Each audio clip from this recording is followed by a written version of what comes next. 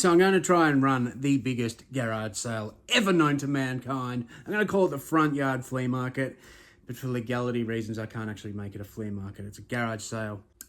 Anyway, I've organised a lot of friends to come and run this garage sale with me. There's going to be so much cool stuff here.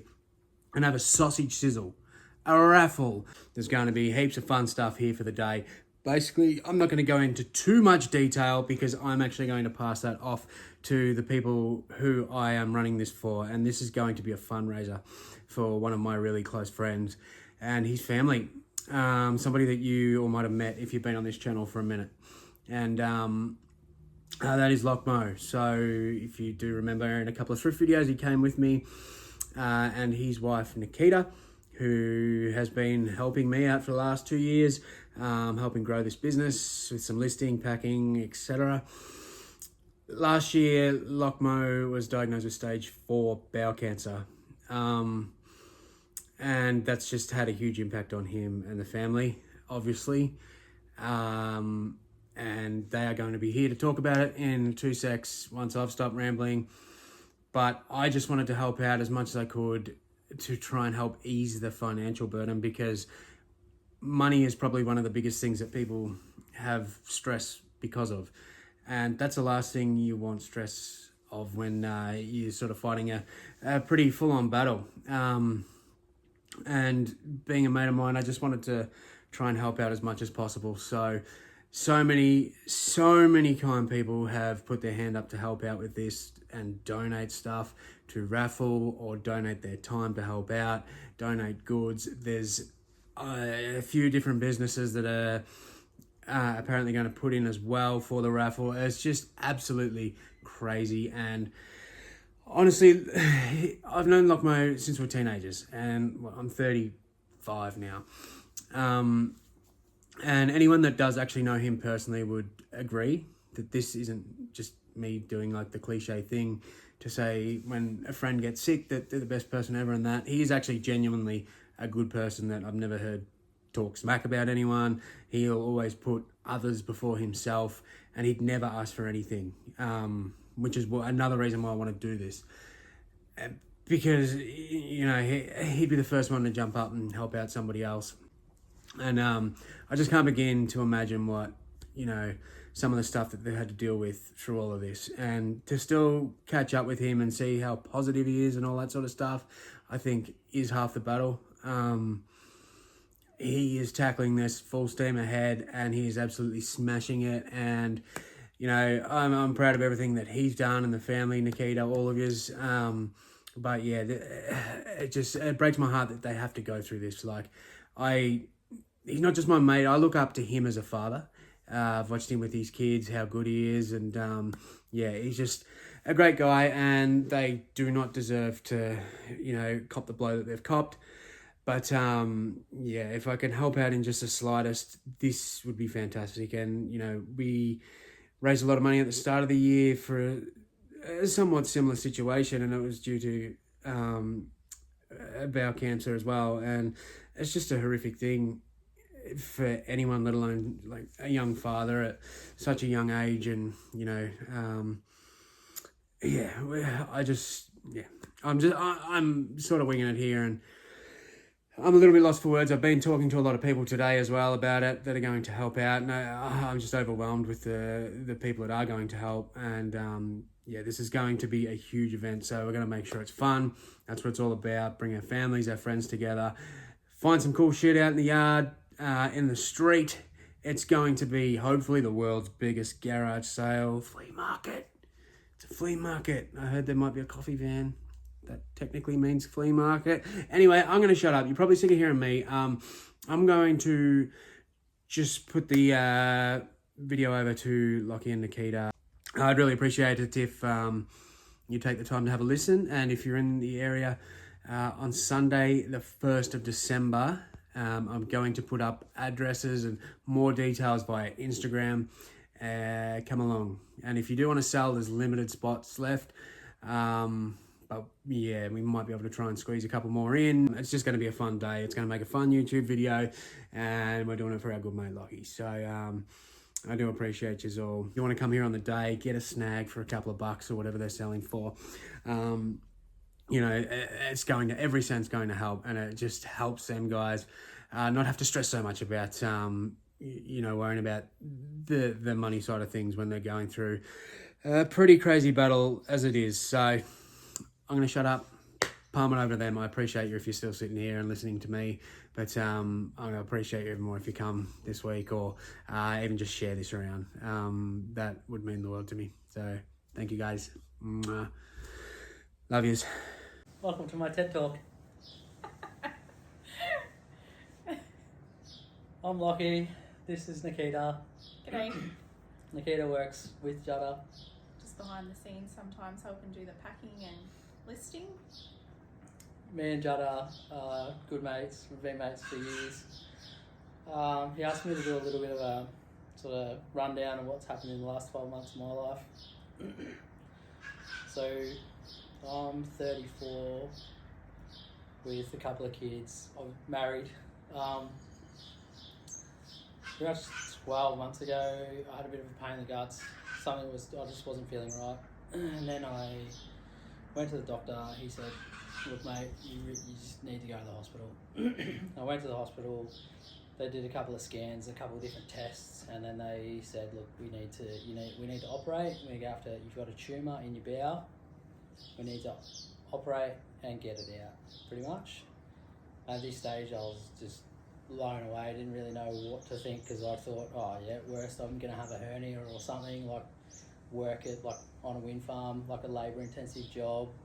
I thought, oh yeah, that's all it'll be, just a hernia. Something's not quite right. I said tumour, and then they were sort of, no one really said cancer, but a couple of people sort of Indicated that could possibly be the what was outcome. happening, yeah. And then, so I had the surgery, took the tumour out.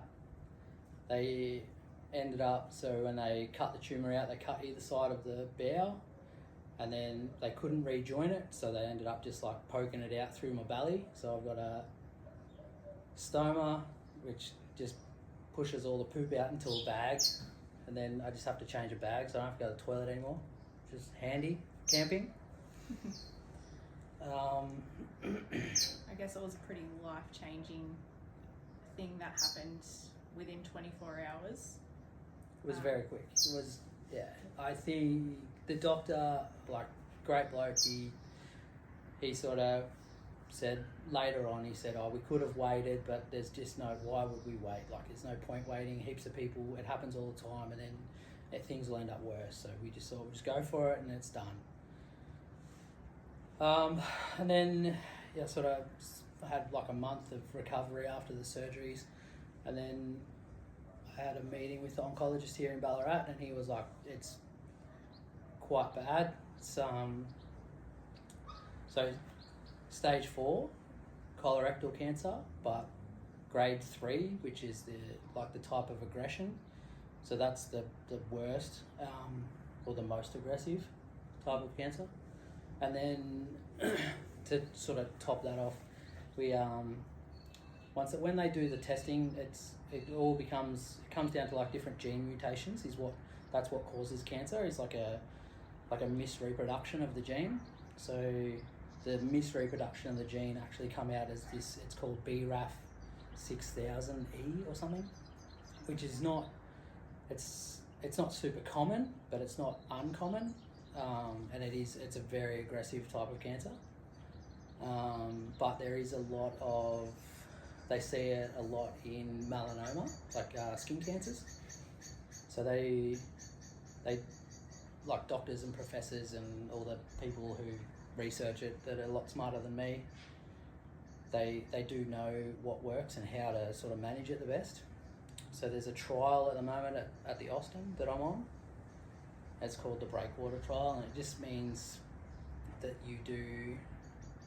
they call it the standard of care, chemotherapy, and then they do like a targeted to those BRAF cells, I guess. Yeah, the mutation of the cells.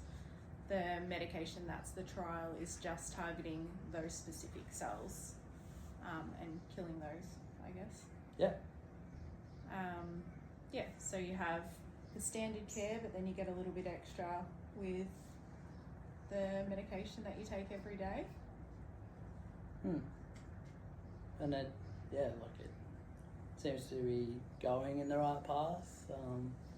But I guess it's been, a pretty tricky journey, travelling up every fortnight to Melbourne. It's a long day. We go the night before, stay down in Melbourne, get up early in the morning. Spend all day at the hospital. Yeah, all day at the hospital, which is exhausting, I guess, for you, and probably didn't go quite to what we thought was going to happen at the start, with a bad reaction to the chemotherapy, which ended up having to be admitted to hospital. Lots of vomit, lots of spew, lots of pooing, lots of medication pumped into you to try and stop that, which was terrifying to sit and watch. And then I guess every 6 weeks you go down for an MRI. Yeah, and they do they sort of measure and assess from the original sort of scans that I had done. Of the tumour. And they just sort of measure, then they tell you what's going on, and like it is going in the right way, but it's not. I wouldn't say it's shrinking. It's just staying. It's stable. Yeah, they class it as stable because there's no additional growth, I guess. And they monitor that as well through blood tests, which are done every 2 weeks, two times. Yeah, twice in 2 weeks. Yeah, and then they do keep a really good eye on you. You're not allowed to do anything. You gotta let them know everything. Chest pain. Have chest pain, go straight to the hospital. And that was a complication, I guess, to Chemotherapy. one of the chemotherapy drugs that you were having. You ended up having some chest pain one day and gave me a call at work to say, I think I need to go to the hospital. And that ended with another stay in the hospital. That's weekender. Yep. And you were having, what were you having? Cardio. Oh, coronary vasospasms. Which is, It's a side effect of most chemotherapies, but it's like a 1 in 1 million chance. I'm pretty lucky. So what was happening was, a narrowing of your arteries. It's like a heart attack. It feels like a heart attack, and you can die from it, from having that. Like, it's just because your heart just gets all out of whack. So it stops the supply of blood to your heart. Just doesn't know what beat it's at and how it's operating. So that, like, the only thing they can do is stop one of the chemo drugs for that, and that's what we've done. So that's. But I guess like the big thing is like I think the bowel cancer test kits now are you're 45 and over. You have to do it every 5 years. But if anything is not right, like I would just go and do one. Just push to do one through your GB. Listen to your body. Listen to your gut that something's not right. Yeah. And if someone doesn't listen to you at the doctor, go to a different doctor. How does the diagnosis of cancer make you feel? It's annoying. Living 2 weeks at a time is just a pain. You can't do anything. You can't plan anything. You can't. You sort of always got to be around because you need to go to chemo or you need to go to treatment in 2 weeks, like every 2 weeks, and then you spend a couple of days feeling shitty, and then even though you have my treatment's on a Wednesday, but you go to I've got to do blood tests on a Monday morning, and then sometimes you can go there for an hour, sometimes you go there for 2 hours, sometimes you go there for 10 minutes. And then I guess after chemo, it's not just like come home, get straight back on the bandwagon. You don't pull up in the driveway and you're like, oh, good to go. It's like the only thing you want to do is just go to bed, and you just miss out on a couple of days every second week. I guess it's just living in that limbo of what's going to happen next. No one can actually tell you exactly where this road's going to lead us, and yeah, it's just living day to day, really. Let's see what this day's going to bring. Yeah. But I think overall, staying positive as much as you can along the journey. And Buying chairs. buying cool chairs. Surrounding ourselves with like really positive people. Just good people. And just trying to have a laugh where you can, not take life too seriously. Because you don't know what's going to happen around the corner. That's right.